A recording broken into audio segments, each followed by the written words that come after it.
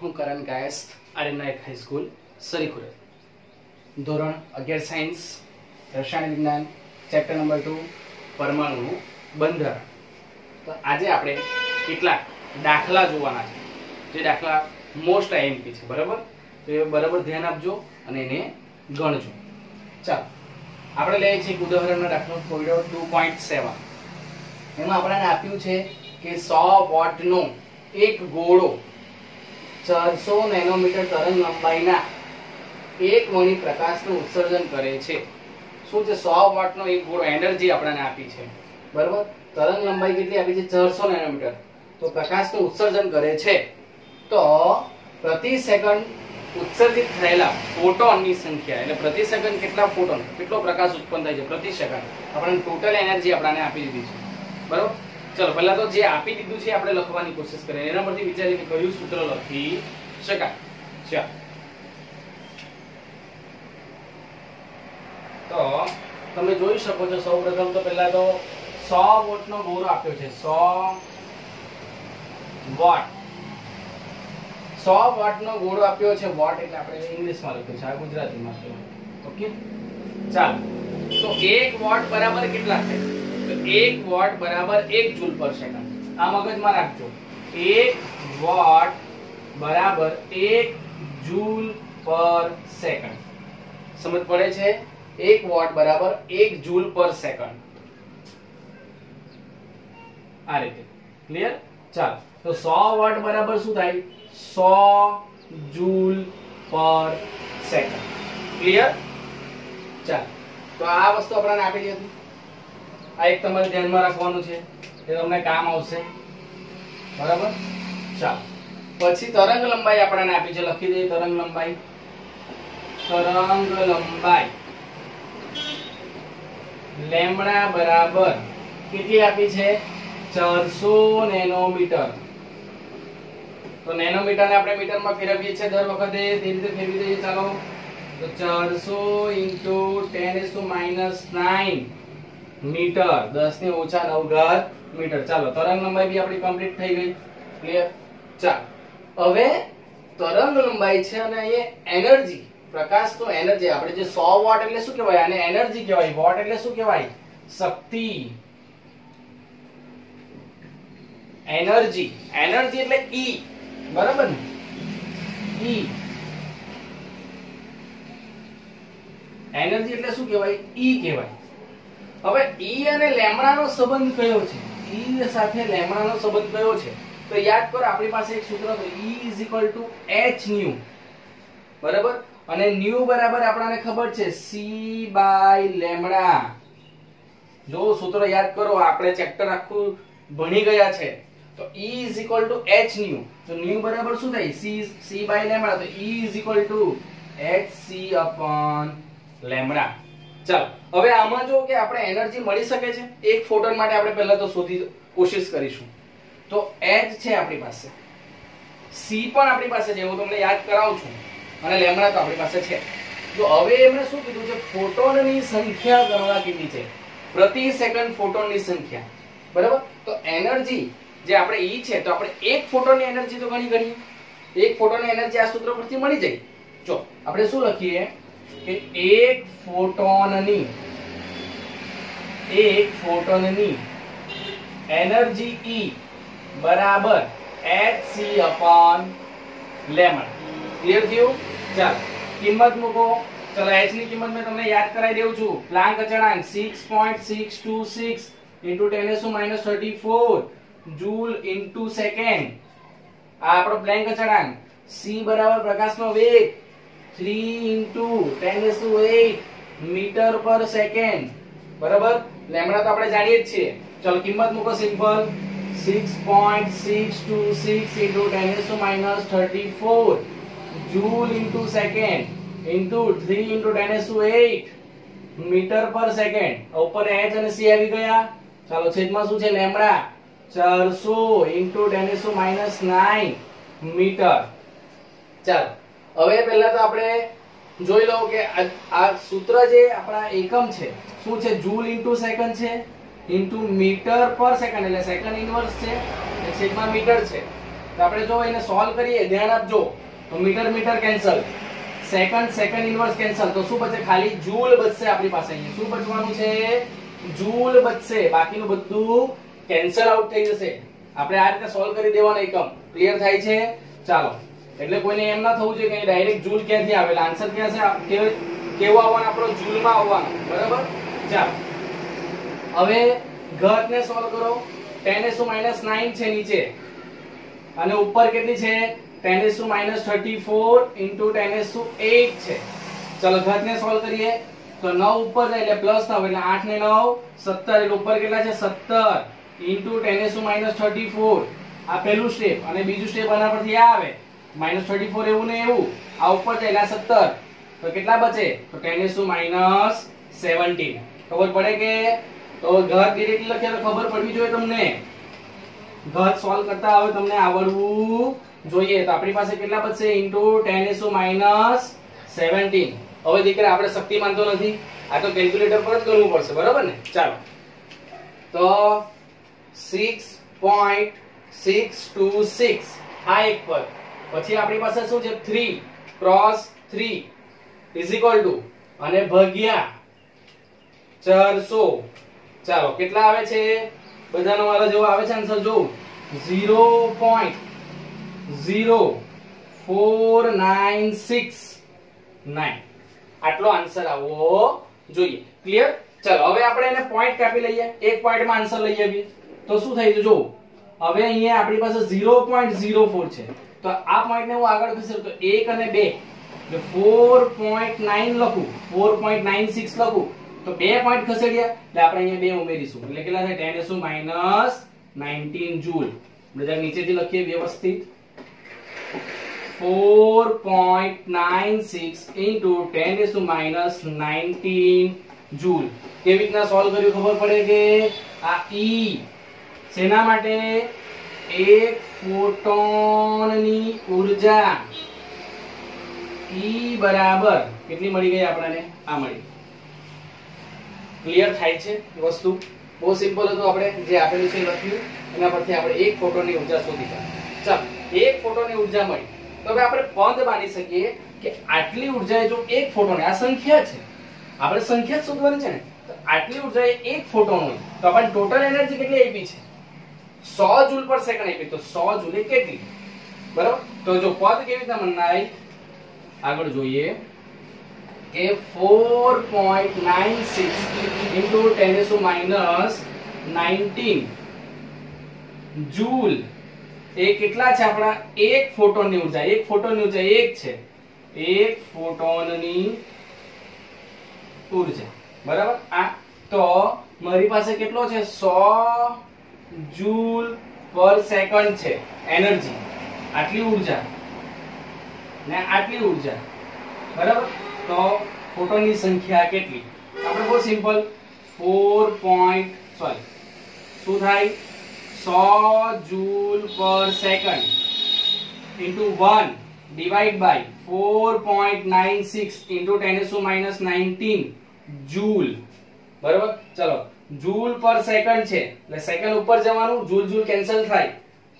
જો શું છે? આ પાછો એકવાર બતાવો. જૂલ પર સેકન્ડ છે એટલે શું છે? જૂલ ઇન્ટુ સેકન્ડ ઇન્વર્સ લખી શકાય. અને છેદમાં જૂલ છે, જૂલ જૂલ કેન્સલ થશે, સેકન્ડ ઇન્વર્સ ઉપર એવો ને એવો રહેશે. ક્લિયર થાય વસ્તુ? ચલો, એટલે આન્સર કેટલો આવશે? તો સેકન્ડ ઇન્વર્સ માં આવવાનો અને 100 ભાગ્યા 496 કરો. ચાલો જલ્દી જલ્દી. 4.96 સોરી, 100 ભાગ્યા 4.96 સોરી 100 ભાગ્યા 4.96 કેટલો આન્સર આવે? 20.16 into 10⁻19. સમજ પડે છે? ચાલો, તો આપણે એક પોઈન્ટમાં આન્સર લાવીએ તો એક પોઈન્ટ આગળ આ બાજુ ખસેડીએ એટલે શું થાય? તો 2.016 into 10⁻20 સોરી +19 આવશે. આ ઉપર જશે, ઉપર જાય ને અહીંયા -19 એટલે ઉપર +19 એટલે +19 અને એક પોઈન્ટ થશે એટલે ઉપર 20 સેકન્ડ ઇન્વર્સ. ક્લિયર થાય છે? શું કર્યું? તો આપણે પદ માન્યું કે આટલા એ એક ફોટોન, તો આપણી પાસે ટોટલ આપી છે તેના બરાબર કેટલા ફોટોન થાય? તો સોલ્યુશન કરીએ આપણે. તો આન્સર કેટલા આવે છે આનો કે 20.16 * 10 શું આ 19 જે છે તો ઉપર જશે એટલે +19 થવાનું અને એક પોઈન્ટ ખસેડીએ આપણે આ બાજુ તો આ બાજુ ઉપર એક વધશે. બરાબર. તો આ થઈ ગઈ આપણી શેની તો ફોટોનની સંખ્યા. ફોટોનની સંખ્યા. ક્લિયર થાય છે વસ્તુ? અને એક સાદી રીતે જો તમારે જોવું હોય કે ફોટોનની સંખ્યાને તો ધ્યાન આપજો. ફોટોનની સંખ્યા n બરાબર જે આપણી ઊર્જા છે આપણી ઊર્જા કેટલી છે ટોટલ આઈડિયા આપણે જે આપેલી છે કુલ ઊર્જા છેદમાં એક ફોટોનની ઊર્જા. બરાબર. આ સૂત્ર તમે ડાયરેક્ટલી હવે મૂકી શકો છો આના પરથી. તો કુલ ઊર્જા આપણી કેટલી છે? કુલ ઊર્જા આપણી 100 જૂલ પર સેકન્ડ છે. 100 જૂલ પર સેકન્ડ અને છેદમાં એક ફોટોનની ઊર્જા કેટલી છે 4.96 into 10⁻⁻19 જૂલ. સમજ પડે છે? તો એનો આન્સર પણ કેટલો આવશે? આટલો થશે. બરાબર. એટલે હવે તમને શોર્ટ હિન્ટ આ સૂત્ર. બરાબર. સૂત્ર કામનું છે, યાદ રાખજો. બરાબર કે ફોટોનની સંખ્યા n બરાબર કુલ ઊર્જાના છેદમાં એક ફોટોનની ઊર્જા. બરાબર. કુલ ઊર્જા જે આપી હોય એ આપણા અને છેદમાં એક ફોટોનની ઊર્જા. એક ફોટોનની ઊર્જા આપણે આ રીતે કરી શકાય E = hc/λ. ક્લિયર થાય છે? ચલો એનો સ્ક્રીનશોટ લઈ લો, ઉતારી લો, ત્યાર પછી આપણે આગળ જઈએ.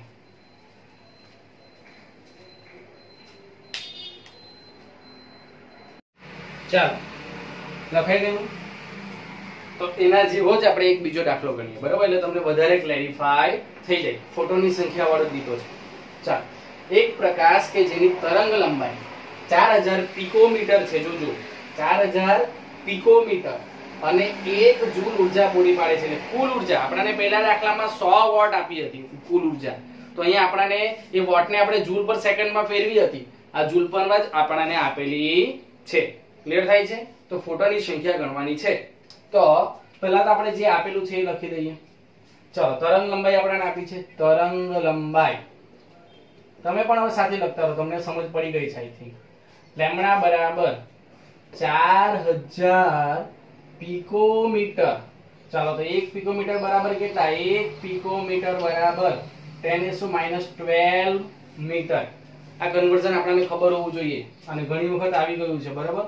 આને મગજમાં ફિટ કરી દેવું, એમસીક્યુ માં પૂછી શકાય.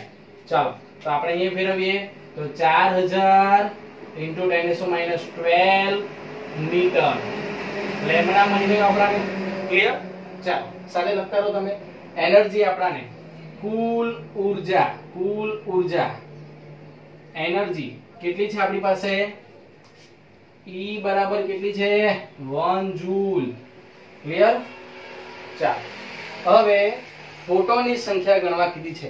હવે E આપ્યું છે અને લેમ્બડા આપ્યું છે. આપણે પછી જ વાત કરી ગયા કે E = hν, જ્યાં ν બરાબર c/λ. જો બધા સૂત્રો હું તમને યાદ કરાવું છું, વારંવાર લખું છું, તમને આવડવા જોઈએ. આ એક સૂત્ર છે, આ એક સૂત્ર છે આપણી પાસે. બરાબર. આ સૂત્ર પણ છે. ચાલો તો હવે આ સૂત્રને સોલ્વ કરો તો E = hc/λ. બરાબર. ચાલો hc ની કિંમત લખી દઈએ.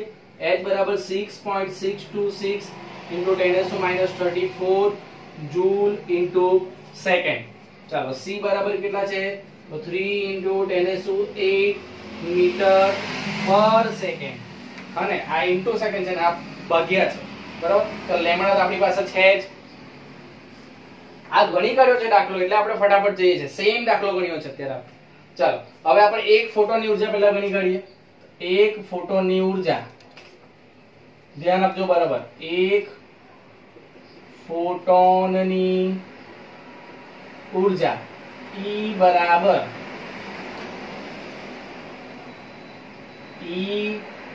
બરાબર hc/λ. ચાલો h કેટલો છે લખો? 6.626 * 10⁻34 જૂલ * સેકન્ડ ગુણ્યા c કેટલો છે 3 × 10⁸ મીટર × સેકન્ડ ઇનવર્સ લખી દો, પર છે ઉપર લઈ જાવ એટલે સેકન્ડ ઇનવર્સ બરાબર -1 ઘાત. ચલો છેદમાં 4000 × 10⁻12 મીટર. પિકોમીટર ને આપણે મીટરમાં ફેરવ્યું છે. ઓકે, ચાલો પહેલા એકમ સોલ્વ કરો. સેકન્ડ ઇનવર્સ નીકળી જશે, મીટર નીકળી જશે. આન્સર શેમાં આવશે? જૂલમાં આવશે. ક્લિયર થાય? ચાલો શક્તિમાન આ બધું ધ્યાન આપે. હવે આ 10⁻34 આપણે આ 10⁻12 ને ઉપર લઈ જઈએ. 10⁻12 ઉપર લઈ જઈએ એટલે +12 થઈ ગયું. ધ્યાન આપે કે બધા એમ જ 10⁻12 નીચે છે, ઉપર લઈ જઈએ એટલે 10⁻12 ઉપર +8 છે એટલે +8 અને બીજા કેટલા છે -34. આ 20 થઈ ગયા. 20 - 34 એટલે કેટલા? -14. ઉપર -14 બચવા જોઈએ આપણી પાસે. કેલ્ક્યુલેટ કરજો કેટલા બચે છે. ઘાતને સોલ્વ કરશો તો -14 બચશે. ચાલો વારંવાર હું સાઈડ પર સોલ્વ કરીને બતાવું છું, તો પણ તમે ભૂલ કરે ને તો તમે માર્ક હશો. બરાબર? ચાલો -14 થઈ ગયા. ચાલો હવે શું છે?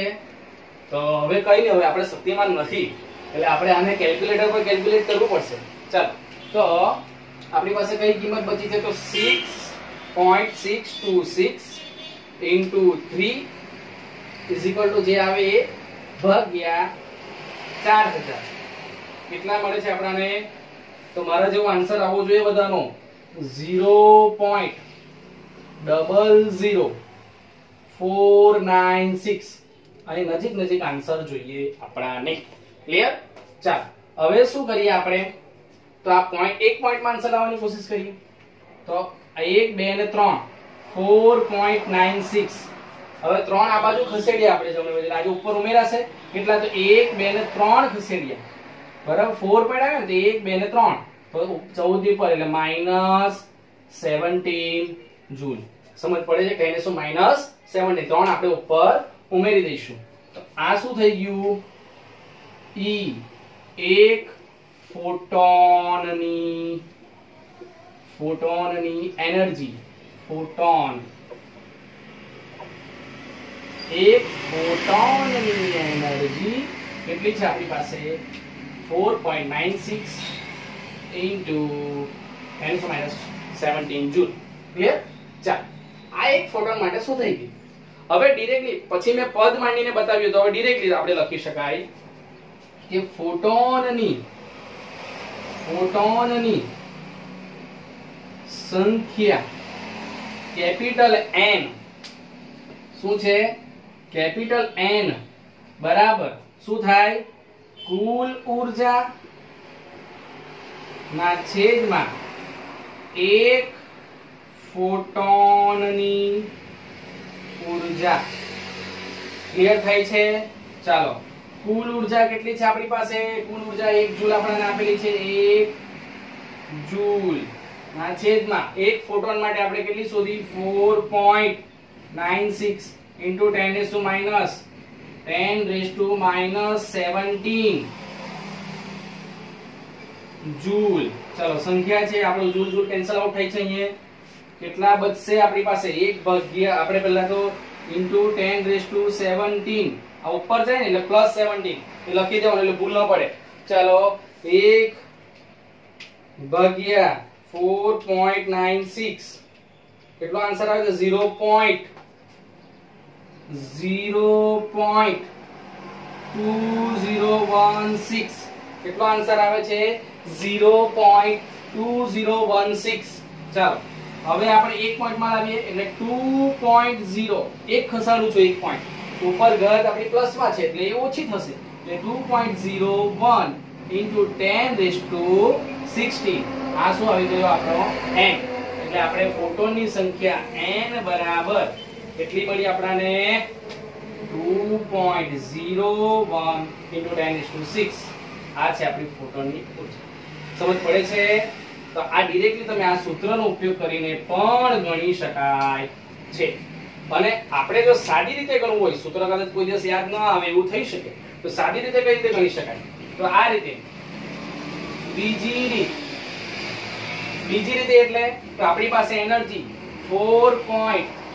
કેટલી છે? 96 into 10⁻⁻17 જૂલ એનર્જી એક ફોટોન માટે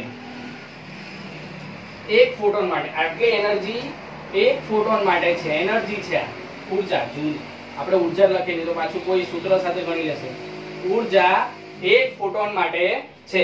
તો મારી પાસે કેટલું છે? 1 જૂલ છે. એનર્જી કેટલી છે? 1 જૂલ ઊર્જા. કુલ ઊર્જા છે મારી પાસે 1 જૂલ. એના માટે કેટલા ફોટોનની સંખ્યા આપણે ગણવાની છે. તો એને કેલ્ક્યુલેટ કરીએ તો 1 જૂલ ભાગ્યા મળશે 4.96 into 10⁻⁻17 જૂલ. બરાબર? તો એનો બી આન્સર આવશે તે આ જવાનો ઉપર. સમજ પડે છે? ક્લિયર થાય છે કે આપણે શું ગણ્યું? ફોટોનની સંખ્યા ગણી. ફોટોનની સંખ્યા કઈ રીતે ગણી? આપણે ગયો દાખલો ગણી ગયા, તેમાં તમને ડિટેલમાં સમજાવ્યું. એમાં આપણી પાસે ચેન્જ શું હતો? તો અહીંયા 1 જૂલ ઊર્જા જે આપી ત્યાં 100 વોટ આપેલી હતી. તો 100 વોટને આપણે જૂલમાં ફેરવેલી. 1 વોટ બરાબર 1 જૂલ પર સેકન્ડ આપણે ફેરવેલું હતું. એ જ પ્રમાણે આપણે અહીં દાખલો ગણી કાઢ્યો. આ ફોટોનની સંખ્યા n બરાબર કુલ ઊર્જાના છેદમાં એક ફોટોનની ઊર્જા. કુલ ઊર્જા આપણને આપેલી હોય છે. બરાબર? અને આ સૂત્ર કયું? E = h new. તો ન્યુ એટલે c બાય લેમ્બડા. તો E = hc upon લેમ્બડા. એટલે એનર્જી અને લેમ્બડા વચ્ચેનો સંબંધ માટેનું સૂત્ર કયું છે?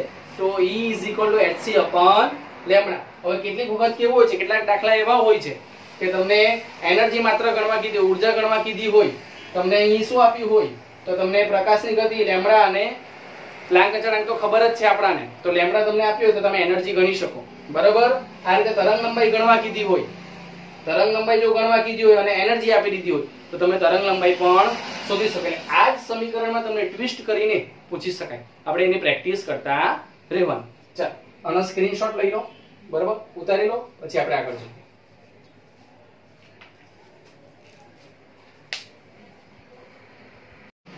ચાલો લખાઈ ગયું? આગળ જઈએ. આગળનો દાખલો.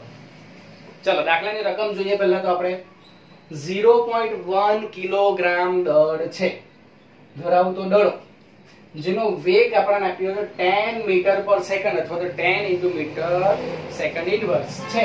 તો તેની તરંગ લંબાઈ લેમ્બડા ગણવા કીધી છે. ચાલો તો પહેલા આપણને જે આપ્યું છે એ લખી દઈએ તો આપણને ખબર પડે કે શું શોધવાનું છે, કયા સૂત્રનો ઉપયોગ કરવાનો છે. ઓકે? ચાલો તો દળ એટલે માસ એટલે કે m.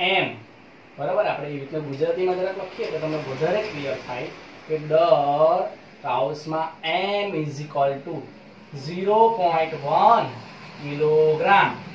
બરાબર? હવે ડિપેન્ડ્સ કે આપણને જો ગ્રામમાં માંગ્યું હોય આન્સર, પણ અહીંયા તો ગ્રામ આવવાનો જ નથી. તરંગ લંબાઈ માંગેલી છે. તરંગ લંબાઈ તો આપણો મીટર, નેનોમીટર, બરાબર કે પિકોમીટર, એવા આપણા એકમ કઈ બચવા જોઈએ. એટલે મગજમાં આ બધું પણ રાખવાનું કે મારે તરંગ લંબાઈ ગણવી છે તો મારો એકમ કયો આવવો જોઈએ. બરાબર? એ બધી ચર્ચા આપણે થિયોરિટિકલ પાર્ટમાં કરેલી છે. હું વારંવાર કહું છું કે વિડિયો જોજો વ્યવસ્થિત. ઓકે? ચાલો હવે વેગ આપણાને વેગ v બરાબર કેટલા છે? 10 મીટર * સેકન્ડ ⁻⁻1. ચાલો તો તરંગ લંબાઈ લેમ્બડા બરાબર કેટલા એ આપણે શોધવાનું છે. ક્લિયર થાય છે? ચાલો તો લેમ્બડા mv. તો લેમ્બડાનો એવો કયો સંબંધ છે કે આપણે આ શોધી શકાય? તો યાદ કરો. કોને યાદ કરવાના? દ બ્રોગલી ભાઈને યાદ કરીએ. કોણ? દ બ્રોગલી. આપણને એક સમીકરણ આપેલું lambda = h upon mv. Clear થાય છે? આ સમીકરણને યાદ કરવાનું છે. જો આપણી પાસે h પ્લેન અચળાંક તો છે, m અને v આપણને આપેલા છે તો લેમ્બડા મળી જશે. ક્લિયર થાય છે? ચાલો તો h બરાબર કેટલા છે? 6.626 * 10⁻34 જૂલ * સેકન્ડ. ક્લિયર? ચાલો તો હવે આપણને તરંગ લંબાઈ મળી જશે. ચાલો તો lambda = h upon mv. so 6.626 * 10⁻34 joule * second. આનો એકમ શું છે? જૂલ ઇન્ટુ સેકન્ડ છે. પણ મને અહીંયા શું આપ્યું છે? દળ કિલોગ્રામમાં આપ્યું છે નીચે. તો મારે હવે કિલોગ્રામ કિલોગ્રામ જો કેન્સલ આઉટ કરો તો એક હિન્ટ આપી દઉં કે 1 જૂલ બરાબર, આને મગજમાં રાખો એટલે તમને કામ આવશે. 1 જૂલ બરાબર કેટલા? તો 1 kilogram into metre square into second raise to -2. આગળ આપણે આનો ઉપયોગ કરેલો જ છે, બરાબર? એટલે મગજમાં હોવું જોઈએ. હું તમને કેટલા કન્વર્ઝન આપું છું દાખલા વખતે બોક્સમાં મૂકું છું, એ તમે યાદ રાખજો. ચાલો, તો હું ડાયરેક્ટલી આ જૂલની જગ્યાએ, જૂલ ઇન્ટુ સેકન્ડ છે ને, તો જૂલની જગ્યાએ kilogram metre square second raise to -2 આ જૂલ માટે લખી દીધું. તો ઇન્ટુ હજુ શું છે આપણી પાસે? સેકન્ડ છે. ક્લિયર? ચાલો, માસ કેટલું છે? દળ કેટલું છે? 0.1 કિલોગ્રામ. આ કેમ ફેરવ્યું છે તો તમને ખબર પડશે અત્યારે. જોયા કરો, ધ્યાન દીજો, બરાબર? તો માસ લખી દીધું. વેગ કેટલો છે આપણો? 10 મીટર ઇન્ટુ સેકન્ડ ઇનવર્સ. ચાલો, જો એક વખત તમને બધા ઉપરના જે એકમ છે સોલ્વ કરીને બતાવો. તો ઉપર શું છે? Kilogram metre square second raise to -2 into second, બરાબર? ચાલો, નીચે શું છે? Kilogram metre second inverse. ચાલો, કિલોગ્રામ કિલોગ્રામ નીકળી જાય. આ સેકન્ડ ઇનવર્સ છે, ઉપર s સેકન્ડ રેઝ ટુ -2 અને આ 1, તો એક માંથી બે જાય એટલે -1 બચવાનું. એટલે આ -1 ને આ -1 એટલે આખું કેન્સલ આઉટ થઈ જશે સેકન્ડ પણ. ચાલો, નીચે મીટર છે, ઉપર મીટર સ્ક્વેર છે, કેન્સલ આઉટ કરી એટલે ખાલી શું બચશે આપણી પાસે? મીટર બચશે. એટલે આ રીતે પહેલા તમારે એકમને સોલ્વ કરવાનો. ક્લિયર થાય છે? ચાલો, તો શું બચવાનું આપણી પાસે? મીટર અને મીટર જ બચવું જોઈએ. કેમ? તો આપણી પાસે ભાઈ તો તરંગ લંબાઈ શોધવાની છે. આપણે શું શોધવાનું છે? તરંગ લંબાઈ. તો આપણી પાસે અહીંયા શું બચે છે? મીટર. ચાલો, હવે ઘાત સોલ્વ કરીએ. ઘાત સોલ્વ કરવાની જ નથી. આ 10 ગુણ્યા 0.1 એટલે 1. તો આપણી પાસે શું છે? તો 6.626 ઇન્ટુ 10⁻34 ડિવાઇડ બાય 1 મીટર, બરાબર? આ થઈ ગયો તમારો આન્સર, લેમ્બડા, તરંગ લંબાઈ. ક્લિયર થાય છે કે તરંગ લંબાઈ આપણે કેવી રીતે શોધી? તો ડ બ્રોગલી નો નિયમ, લેમ્બડા h/mv એનો ઉપયોગ કર્યો. સિમ્પલ આપણે લખ્યું. અને એક અહીં કન્વર્ઝન યાદ રાખવાનું કે જ્યારે આપણને કિલોગ્રામમાં આપ્યું છે દળ અને તરંગ લંબાઈ શોધવી છે, તો આપણે એને કિલોગ્રામને કેન્સલ આઉટ કરવું પડે. કારણ કે મારે શું જોઈએ છે? તરંગ લંબાઈ મીટરમાં જોઈએ છે, બરાબર? તરંગ લંબાઈનો એકમ શું છે? મીટરમાં છે. મીટર, નેનોમીટર, એંગસ્ટ્રોમ, બરાબર? અલગ અલગ હોય છે આપણા તરંગ લંબાઈનો એકમ. એ પ્રમાણે આપણે છેલ્લે આપણે એનો એકમ આવવો જોઈએ. તો આ રીતે આપણે મીટરમાં ફેરવા માટે આપણે જૂલને ફેરવી કાઢ્યું. તો ઓટોમેટિક આપણે કિંમત મૂકીશું તો આન્સર આપણને મળી જશે. ક્લિયર થાય છે? ચલો, આપણે સ્ક્રીનશોટ લઈ લો, ઉતારી લો, પછી આપણે આગળ જઈએ.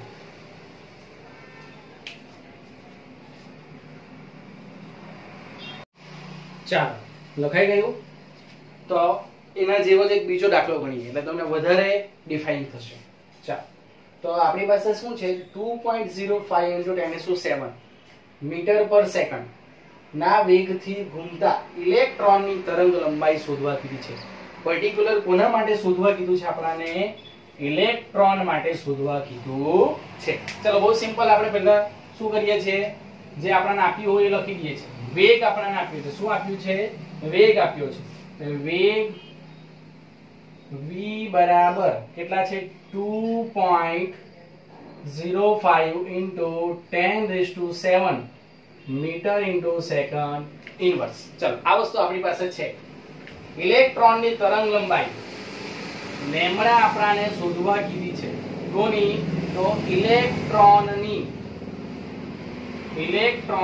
તરંગ લંબાઈ લેમ્બડા આપણને શોધવા કીધી છે. પણ મારી પાસે માસ નથી, વજન જોઈએ ને મારે. આપણે જો પેલું સૂત્ર લેમ્બડાનો h/mv વાળું લેવું હોય તો મારી પાસે છે માસ. કારણ કે ઇલેક્ટ્રોનનું દળ આપણને ખબર છે. ઇલેક્ટ્રોનનું દળ એટલે કે m બરાબર 9.1 × 10⁻31 કિલોગ્રામ, બરાબર? ચાલો, હવે આપણે સૂત્ર પેલું લખીએ. તો લેમ્બડા h/mv. ચાલો, m પણ મળી ગયો છે આપણને, v આપણને આપેલો છે અને h આપણને ખબર છે. ચાલો, h બરાબર શું છે આપણો? પ્લાન્ક અચળાંક. ક્લિયર થાય છે? ચાલો, અહીંયા પાછું તમને એકવાર બતાવી દઉં છું. h બરાબર કેટલા છે 6.626 into 10⁻34 જૂલ into સેકન્ડ છે. હવે દળ છે કિલોગ્રામમાં એટલે આપણે એને ફેરવી દઈએ જૂલ ને. 1 જૂલ બરાબર 1 kilogram metre square second raise to -2. પાછું આવ્યું છે, યાદ રાખજો વ્યવસ્થિત, બરાબર? બહુ કામની વસ્તુ છે. ક્લિયર? ચાલો હવે આપણે શું કરીશું, આપણે સૂત્ર મૂકીએ કે લેમ્બડા બરાબર આપણે એક બેઠું લખી દઈએ કે ઇલેક્ટ્રોનની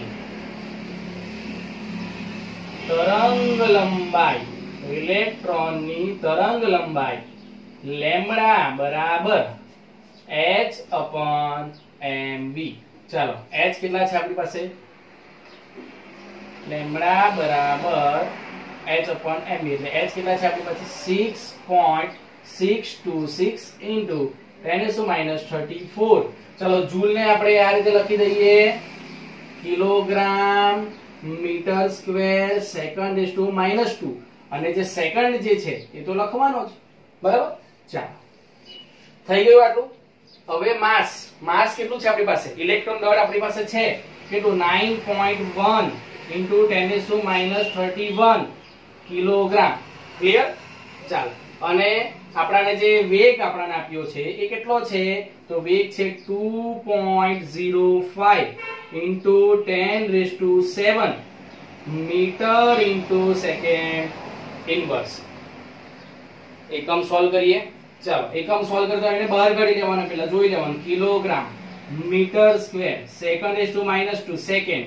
ચાલો છેદમાં શું છે, kilogram metre second inverse. Kilogram નીકળી ગયું. અહીંયા આ બંનેને સોલ્યુશન કરીએ તો શું બચે, સેકન્ડ ઇન્વર્સ બચે, એ પણ કેન્સલ થઈ જાય. મીટર કેન્સલ કરો શું બચે, ખાલી મીટર બચશે. ક્લિયર થાય છે વસ્તુ? તો આ રીતે તમારે એકમ સોલ્વ કરવાનો છે. સમજ પડે છે? ચાલો એકમ સોલ્વ થઈ ગયો. શું બચે છે આપણી પાસે એકમમાં, મીટર બચે છે, બરાબર? તો મીટર બચે તો સારી વાત કહેવાય, કારણ કે આપણે શું શોધવાનું છે, તરંગ લંબાઈ શોધવાની છે. ક્લિયર થાય છે? ચાલો તો એકમ તો આપણી પાસે સોલ્વ થઈ ગયો. હવે ઘાત સોલ્વ કરો. હવે ડાયરેક્ટલી સોલ્વ કરતા શીખો. 10 થી હવે ઘાત કયા છે અંડરલાઈન કરી આપું તમને. દાખલા ગણવા હોય તો બહુ સરળતાથી ગણી શકાય, કોમ્પ્લિકેશન આપણે ઉપજાવવાની જ નથી. ચાલો તો 10⁻34 -31 અહીં આ 3 ઘાત છે, તમે જોઈ શકો છો, બરાબર? ચાલો તો આ બે ઘાતને સોલ્વ કરીએ પહેલા. તો 10⁻31 ને 10⁻+7 છે એટલે કેટલા બચશે અહીંયા, તો આ મોટી છે એટલે 10⁻24 બચશે, બરાબર? કેટલા બચશે અહીંયા, 10⁻24 ઘાત બચે છે. આ નીચે આ બંનેને સોલ્વ કરે તો એ રીતે શબ્દ તમે લખી દો. શું છે, તો 10⁻31 અને 10⁻7 એ બંનેને સોલ્વ કરીએ તો કેટલા બચે છે, 10⁻24. ચાલો એનો ઉપર લઈ જઈએ તો 10⁻24 થવાનો. કેટલા, 10⁻24 અને આપણી પાસે કેટલા છે અહીં 10⁻34 અને આપણી પાસે ઉપર કયા લઈ ગયા, તો 10⁻24.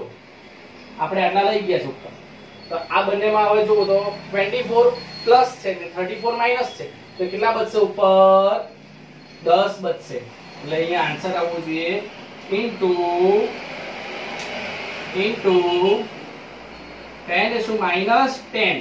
જો હવે મેં સોલ્વ કરતા બતાવ્યું છે કે આને ઉપર લઈ જાવ ત્યારે એને સોલ્વ કરવા -24 હશે, ઉપર +24 થશે.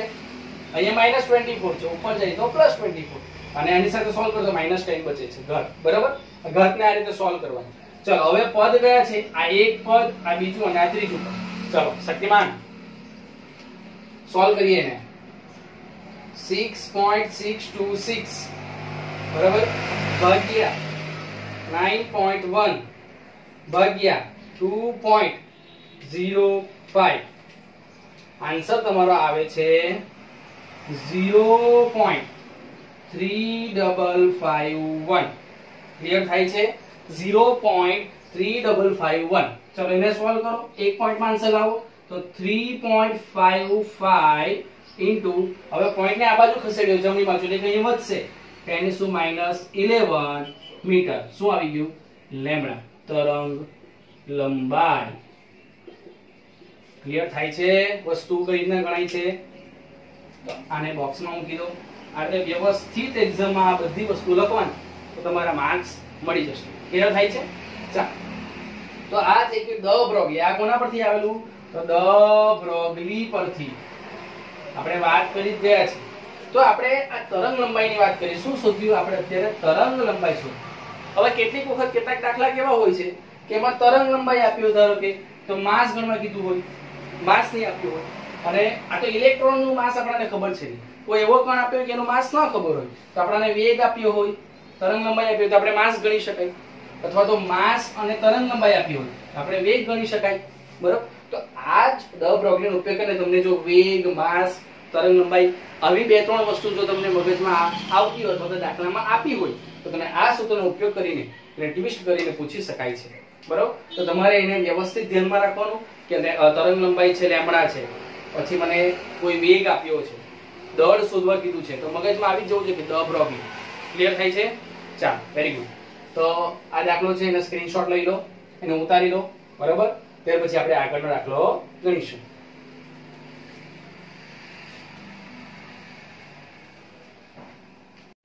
ચાલો, લખાઈ ગયું? આગળ જોઈએ. આગળ બીજો એક દાખલો જોઈએ આપણે. ચાલો, દાખલાની રકમ જોઈ લો. સૂક્ષ્મદર્શક યંત્રનો ઉપયોગ કરીને યોગ્ય ફોટોનથી પરમાણુમાં ઇલેક્ટ્રોનનું સ્થાન કેટલું છે? 0.1 એંગસ્ટ્રોમ આપ્યું છે. એ ઉપર જે બિંદુ જે દેખાય છે ને 0 એંગસ્ટ્રોમ તરીકે બોલાય. બરાબર? અંતર જાણવા મળે કરવામાં આવે છે તો તેની ગતિના માપનમાં કેટલી અનિશ્ચિતતા, મગજમાં યાદ કરો. અનિશ્ચિતતા એટલે કયા મહાનુભાવ, કયા ભાઈને યાદ કરવાના આપણે? હાઇઝનબર્ગનો અનિશ્ચિતતાના સિદ્ધાંત પરથી આ દાખલો ગણાશે. એટલે કેટલીક વખત આવા દાખલા હોય ને તો આપણે એ શબ્દ જોવાના, એ શબ્દ પરથી આપણે કયું સૂત્ર વાપરી શકાય. બરાબર? ચાલો, હવે શું આપ્યું છે આપણે જોઈ લઈએ. સ્થાન એટલે આપણને પહેલા તો હાઇઝનબર્ગનો જે સૂત્ર છે આપણને ખબર હોવી જોઈએ. બરાબર? તો હાઇઝનબર્ગનું સૂત્ર આપણે અહીં લખીએ. હાઇઝનબર્ગ. બરાબર? હાઇઝનબર્ગનું સૂત્ર કયું છે? તો delta x into delta v is equal to h upon 4 pi m. બરાબર? આ સૂત્ર છે આપણી પાસે. ચલો, ડેલ્ટા x એટલે શું કહેવાય? સ્થાનમાં ફેરફાર. તો ઇલેક્ટ્રોનનું સ્થાન આપણને અહીંયા આપ્યું છે. બરાબર? સ્થાન કેટલું છે? એટલે ડેલ્ટા x છે આપણી પાસે. ચલો, ડેલ્ટા x એટલે એને શું કહેવાય? સ્થાન. બરાબર? કેટલું આપ્યું છે આપણને? 0.1 એંગસ્ટ્રોમ. ચાલો, હવે એંગસ્ટ્રોમ ને આપણે ફેરવવું હોય મીટરમાં તો હું તમને આગળ એકવાર કીધું હતું 0.1 એંગસ્ટ્રોમ એટલે કે આપણે 1 એંગસ્ટ્રોમ બરાબર લખીએ. 1 એંગસ્ટ્રોમ બરાબર 10⁻10 મીટર. જો બધા દાખલામાં કઈ ને કઈ કન્વર્ઝન આવે છે અને તમને એમસીક્યુ ની અંદર કામ આવી શકે. બરાબર? તો 1 એંગસ્ટ્રોમ બરાબર 10⁻10 મીટર. તો આપણી પાસે 0.1 એંગસ્ટ્રોમ છે. 0.1 into 10⁻10 મીટર. ક્લિયર? ચાલો, એટલે આપણી પાસે x આવી ગયું. આપણને શું? ગતિમાં માપન. ગતિ એટલે આપણને v વેગ શોધવા કીધો છે. શું શોધવા કીધું છે?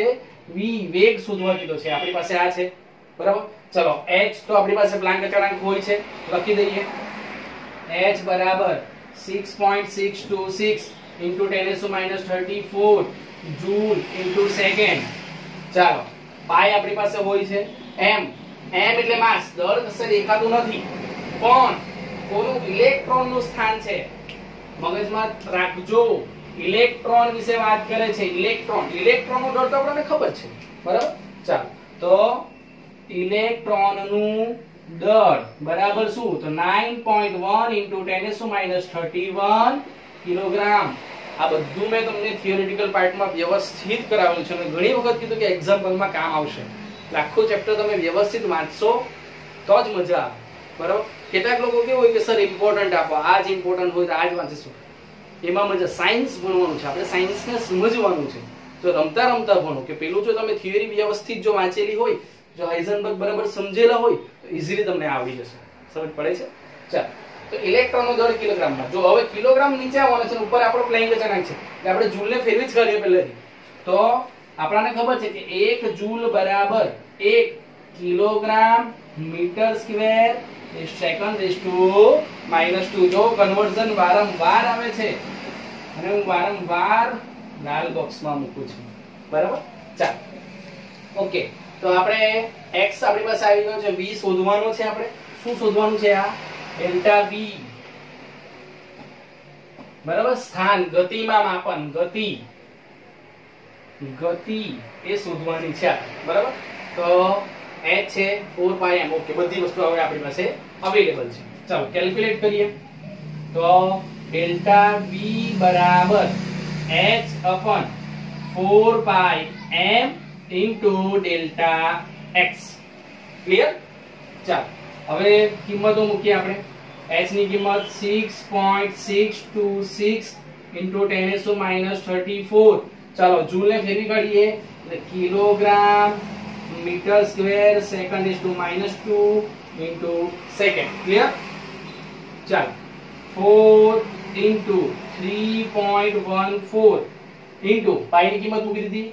માસ, ઇલેક્ટ્રોન નું દળ અહીંયા લખી દો m, બરાબર. દળ કેટલું છે? 9.1 ઇન્ટુ 10⁻31 કિલોગ્રામ. ઓકે, ચાલો. અને x આપણને કેટલો આપે છે? આર્ય ઇન્ટુ 0.1 ઇન્ટુ 10⁻10 મીટર. ક્લિયર થાય છે? ચાલો હવે એને સોલ્વ કરીએ. પહેલા તો શું સોલ્વ કરીએ? એકમ સોલ્વ કરીએ.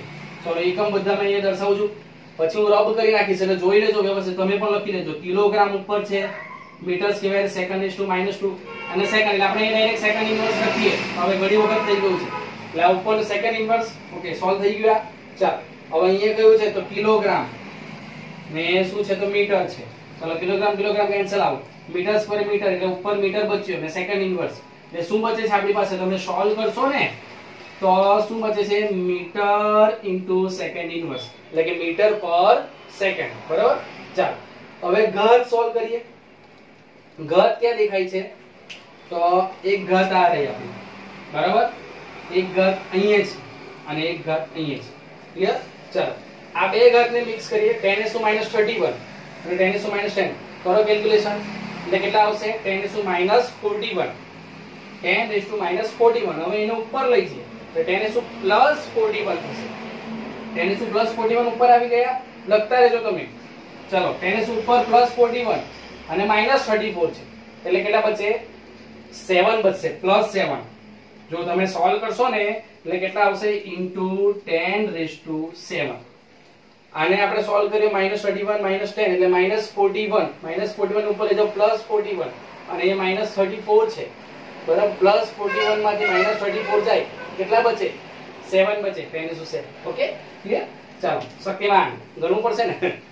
ચાલો તો કેલ્ક્યુલેશન કરો.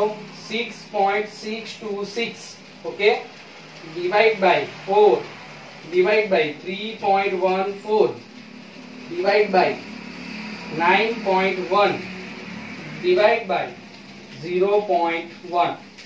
ક્લિયર? તો આન્સર આવશે તમારો 0.5797. શું આવશે? 0.5797. ઓકે, ક્લિયર થયું? ચાલો હવે એને એક પોઈન્ટમાં લાવો. એક પોઈન્ટમાં એટલે એક પોઈન્ટ આમ ખસેડો તો 5.79 ઇન્ટુ હવે આ બાજુ ખસ્યું છે જમણી બાજુ ને એક ઘટશે ઉપર 10⁻6 મીટર ઇન્ટુ સેકન્ડ ઇન્વર્સ. આ શું છે આપણો? Delta v. એટલે વેગના માપનમાં અનિશ્ચિતતા એ ડેલ્ટા v, બરાબર. ગતિના માપનમાં ગતિ જે છે તેમાં અનિશ્ચિતતા કેટલી છે? તો આટલી છે. સમજ પડે છે શું કહેવા માંગુ છું? ચાલો તો એને આપણે ડાયલોગ બોક્સમાં મૂકી દો. તો અહીં આન્સર લખી શકાય. આ શું લખી શકાય? તો ગતિના માપનમાં અનિશ્ચિતતા. ગતિના માપનમાં અનિશ્ચિતતા કેટલી છે? તો આટલી છે. 5.79 × 10⁻6 મીટર પર સેકન્ડ અથવા તો મીટર ઇન્ટુ સેકન્ડ ઇન્વર્સ. સમજ પડે છે? તો આ અનિશ્ચિતતાના શબ્દ પરથી આપણે હાઇઝનબર્ગના નિયમ પર કે હાઇઝનબર્ગના નિયમ મુજબ એવી રીતના લખી દેવાનું. નિયમ મુજબ, બરાબર. તો આ સૂત્ર છે જ આપણી પાસે, એ સૂત્રનો ઉપયોગ કર્યો. વારંવાર કહું છું બધા સૂત્ર તમે મગજમાં રાખજો, બરાબર. તો આ રીતે કેટલીક વસ્તુ તમને કામની છે એને મેં રાઉન્ડ કરી જ દઉં છું. તો સમજ પડી ગઈ? સ્ક્રીનશોટ લઈ લો, પાછું એકવાર રિવાઇન્ડ કરીને જોઈ લો, ઉતારી લો, પછી આપણે આગળ જઈએ.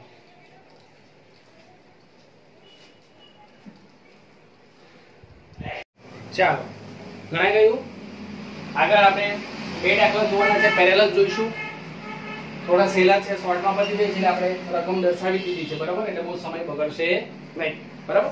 ચાલો, ક્વોન્ટમ માર્ક પરથી દાખલા છે કે મુખ્ય ક્વોન્ટમ માર્ક n બરાબર 3 હોય તો એની સાથે સંકળાયેલી કુલ કક્ષક કેટલી હશે? તો n બરાબર 3 હોય એની સાથે કેટલી મેક્સિમમ કક્ષકો સંકળાઈ શકે, બરાબર. ચલો પહેલા તો વિચારીએ આપણે. n બરાબર જો 3 હોય તો એના માટે l નું મૂલ્ય પહેલા આપણે ગૌણ કોણ, જો મુખ્ય પછી કયું હવે ગૌણ ક્વોન્ટમ માર્ક આવે, તો એના માટે l નું મૂલ્ય તો l કેટલા 0 થી આપણે જરા ઉપરથી લખીએ પછી જગ્યાનો પ્રોબ્લેમ ના રહે આપણાને, તો એક જ માં કવર થઈ જાય કે n બરાબર 3 તો l બરાબર 0 થી n - 1 એટલે કેટલા 0 થી 3 - 1 બરાબર. એટલે કેટલા આવશે? તો 0 થી 2 એટલે કેટલો આન્સર આવવાનો?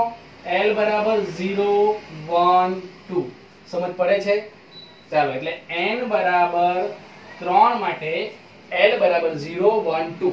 ચલો હવે આ તો આપણને કક્ષા ખબર પડી, બરાબર. હવે કક્ષકોની સંખ્યા તે તો m ના મૂલ્ય પરથી, હવે એટલે આપણો કોઈ ચુંબકીય ક્વોન્ટમ માર્ક m ના મૂલ્ય પરથી આપણને કક્ષકોની સંખ્યા ખબર પડી જશે. ચાલો, તો આપણે વારાફરતી લઈએ. n બરાબર 3 l બરાબર 0 લઈએ તો m બરાબર કેટલા? તો m બરાબર શું આવે? એનું સૂત્ર લખો તો twice l plus 1. ચલો, twice l એટલે twice into 0 plus 1 એટલે કેટલા મળશે અંદર આન્સર? તો 1. m ની કિંમત કેટલી આવી? 1. તો આપણે અહીં દર્શાવી દઈએ કે n બરાબર 3 l બરાબર 0 તો m બરાબર 1. ચલો, આપણને એક આન્સર મળે છે. આ રીતે આપણે સોલ્વ કરતા જઈએ તો આપણને ટોટલ એક કિંમત મળી. આ એક કિંમત મળી ગઈ, બરાબર. ચાલો, એને આપણે આ રીતે બનાવીએ. ચલો બીજું લઈએ આગળ. n બરાબર તો 3 છે જ આપણું. હવે l બરાબર 0 લઈ લીધું આપણે. હવે l બરાબર 1 લઈએ. l બરાબર 1 તો m બરાબર twice l એટલે કે twice into 1 plus 1 એટલે કેટલા મળશે?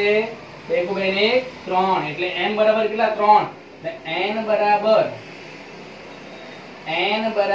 3 l બરાબર 1 ત્યારે m બરાબર કેટલા મળશે? 3. અને 3 મૂલ્ય મળશે એના. અને 3 મૂલ્ય જો આપણે યાદ રાખવું હોય મગજમાં તો કયા છે આપડા? -1 0 +1. આપણે કહેતા હતા l માટે જે આ m નું મૂલ્ય છે કેવું હોય? તો -l થી +l. જોજો ક્વોન્ટમ માર્કના વિડિયો જોજો, બહુ સરસ રીતે સમજાવ્યું છે મેં ત્યાં. સમજ પડે છે? તો -l થી +l અહીં આપણે જો તો દર્શાવી શકાય. શું દર્શાવી શકાય?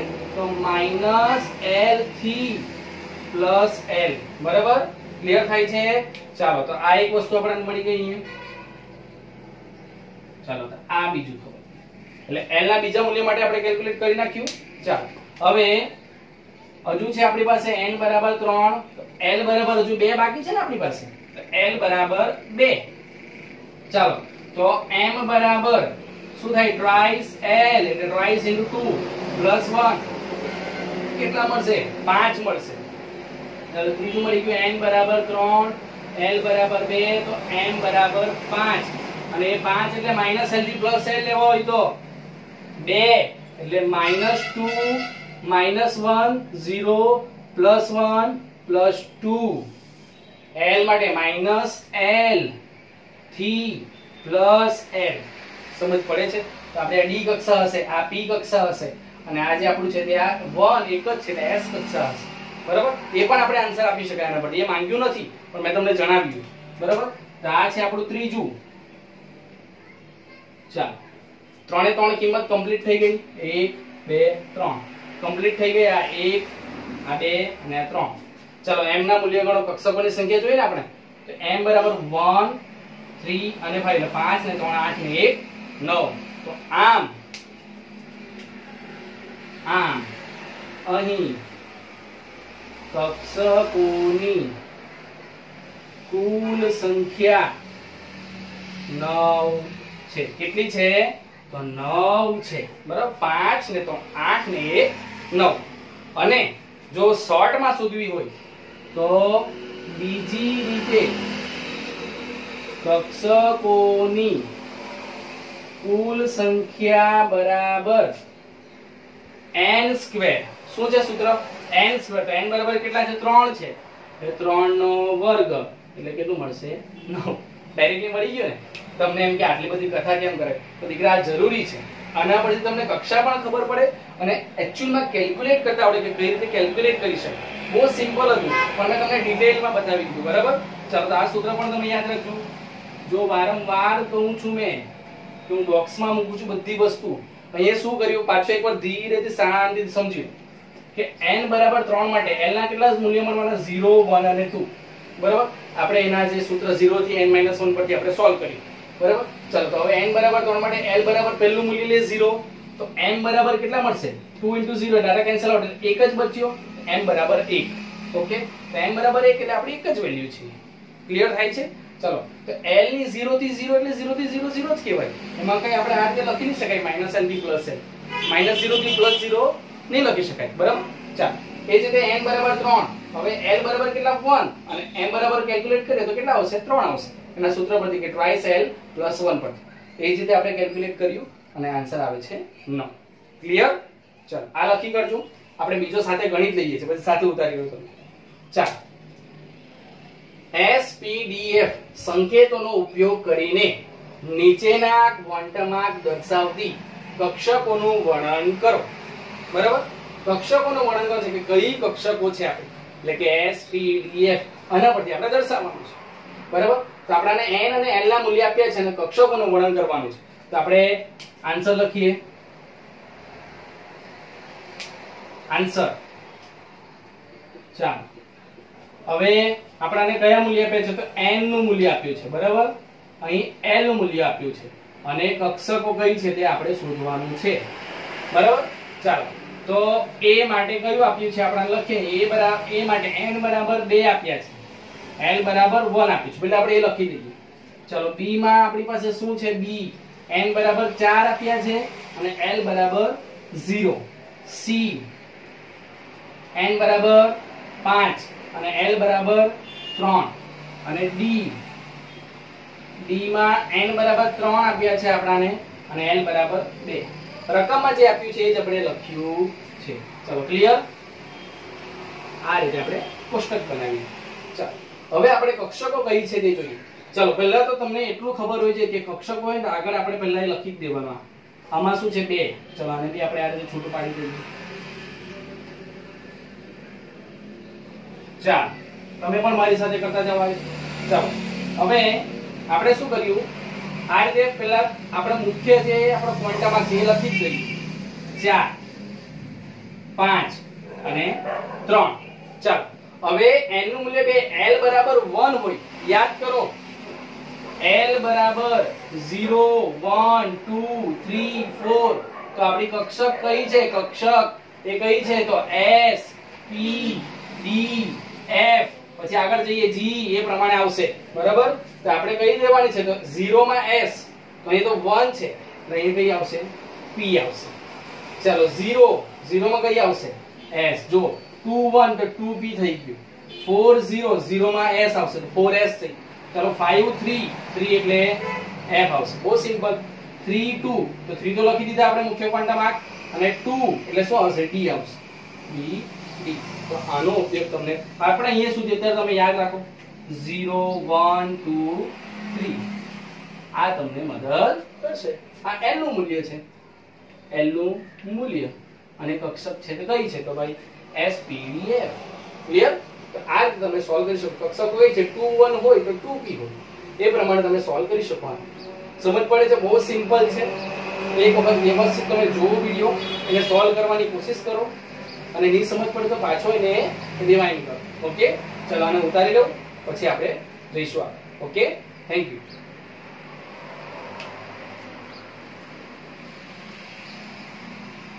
ચાલો લખાઈ ગયું. આગળ જઈએ. આગળ એક એક્ઝામ્પલ છે, એ તમને કામ આવી શકે. જે આપણે ક્વોન્ટમ આંકના જે દાખલા કર્યા ને એના પરથી જ છે, બરાબર? કે એક કારણ જેવું છે કે કારણ આપી સમજાવો કે નીચેનામાંથી કયો ક્વોન્ટમ આંકનો સેટ ધરાવતી કક્ષક શક્ય નથી. એટલે આપણે ચેક કરવાનું છે કે આ જે બધા સેટ આપ્યા છે ચાર, તેમાંથી કયો સેટ શક્ય છે અને કયો શક્ય નથી. એ આપણે જે હમણાં દાખલા કરી ગયા એના પરથી જોઈ શકાય. ચાલ તો જોઈએ આપણે. અહીંયા આપણે આન્સર આપતા જઈએ. આન્સર 1. ચાલ n બરાબર 0 અને l બરાબર 0. પહેલા તો જો n બરાબર 0 આવે જ નહીં. કેમ? તો એક માં શું છે? પહેલા તો n બરાબર 0 છે આપણી પાસે, and n is not equal to 0, કારણ કે n બરાબર તો શું 1 2 3 આવશે, બરાબર? એટલે n is not equal to 0, એટલે આ કેવી કન્ડિશન જ ખોટી છે. એટલે આન્સર શું આવશે કે આ સેટ શક્ય નથી. એટલે શું લખી શકાય કે ક્વોન્ટમ આંકનો સેટ શક્ય નથી. ઉપરોક્ત ક્વોન્ટમ આંકનો સેટ શક્ય નથી. કેમ? તો આપણે અહીંયા પતી ગયું. n is equal to 0 એ આવે જ નહીં, એટલે કેન્સલ થઈ ગયો. ઓકે, ચાલો બીજો આન્સર. Answer number 2. ચાલો આન્સર 2 માં જો n બરાબર 2 અને l બરાબર 1. ચાલો હવે એને કેલ્ક્યુલેટ કરી શકાય. n બરાબર 2 l બરાબર 1, તો l બરાબર શું થાય? 0 થી n - 1, એટલે 0 થી 2 - 1, એટલે 0 થી 1. ઓકે, તો અહીં આપણને l બરાબર 1 આપ્યું છે. 0 થી 1 એટલે કે 0 અને 1, બરાબર? આપણે બંને લઈ શકીએ. તો 0 થી 1 0 અને 1, તો એક મૂલ્ય આપ્યું છે. ઓકે, એટલે એ કન્ડિશન સાચી છે. અને એક મૂલ્ય જ્યારે આપણે 0 થી એટલે 0 પણ લઈ શકાય. આપણે -l થી +l લઈએ ને, l નું મૂલ્ય કેટલું છે? 1 છે. તો m માટે શું થાય? m માટે -l થી +l, એટલે 0 થી 1, એટલે આપણે 1 છે અહીંયા, તો -1 0 +1. ઓકે, 0 પણ આવે છે અહીંયા. ક્લિયર થાય છે? એટલે આમાં આપણે m પણ વ્યવસ્થિત છે, l પણ. અને આ સ્પિન છે તો -1 +1 હાફ હોઈ શકે, બરાબર? એ ડિપેન્ડ કરે. તો આપણા જે ઇલેક્ટ્રોન જે સીધો હશે તો +1 હાફ, ને ઊંધો હશે તો વિરુદ્ધ હશે તો -1 હાફ. ક્લિયર? ચાલો, એટલે આ શક્ય છે. એટલે આ શું છે આના પરથી? તો n બરાબર 2 અને l બરાબર 1, એટલે 2 અને l બરાબર 1 હોય ત્યારે p કક્ષક શક્ય છે. સમજ પડે છે કઈ રીતના મેં જોયું તે ચેક કર્યું તે? આ વસ્તુ છે આ સેકન્ડમાં 2p કક્ષક શક્ય છે, બરાબર? એટલે આ આપણી એક શક્ય થઈ ગઈ. આ શક્ય નથી. ક્લિયર થાય? ચલો ત્રીજી જોઉં. Answer number 3. આન્સર નંબર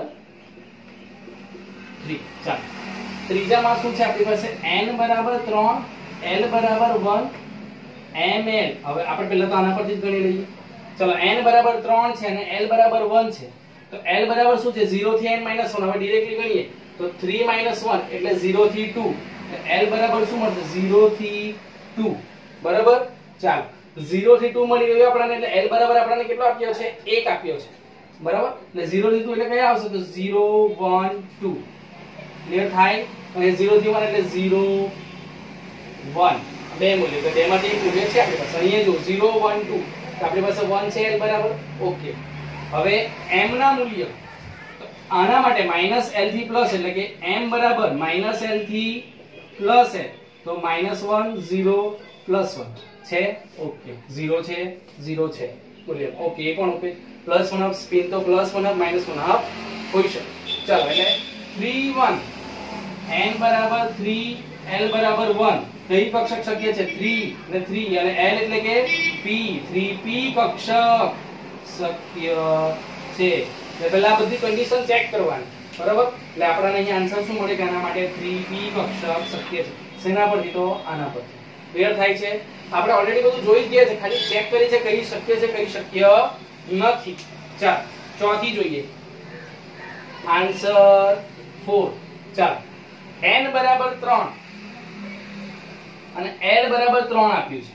ચલો n બરાબર 3 માટે l ની મૂલ્ય શોધીએ. તો l બરાબર 0 થી n - 1 એટલે કે 0 થી 3 - 1 એટલે 0 થી 2 એટલે કેટલા મળશે? 0 1 2. ના તો 3 આપ્યું છે. આપણી પાસે મૂલ્ય કેટલું છે l નું? l બરાબર માટે l બરાબર 0 1 2. આમાં 3 છે જ નહીં, બરાબર?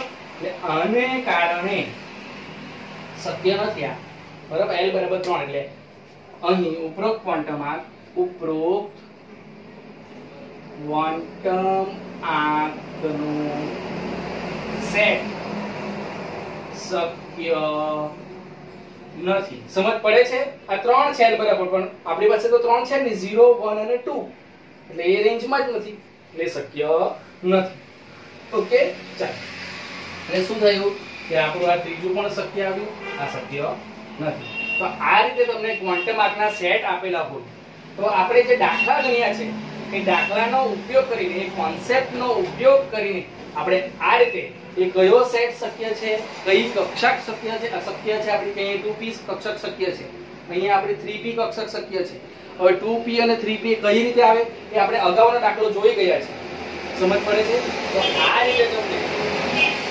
રીતે તમને જે કક્ષકોના સેટ છે એ પૂછી શકાય પરીક્ષા. ક્લિયર થાય છે? તો આજે આપણે ઘણા બધા દાખલા ગણ્યા, બરાબર? જો બધા દાખલા હતા તે મોસ્ટ આઈએમપી દાખલા હતા, બધા વ્યવસ્થિત તમે જોજો અને સ્ટડી કરજો, અને કઈ ન સમજ પડે તો મને પૂછજો. ચાલો આને સ્ક્રીનશોટ લઈ લો, લખી લો, બરાબર? Okay, thank you.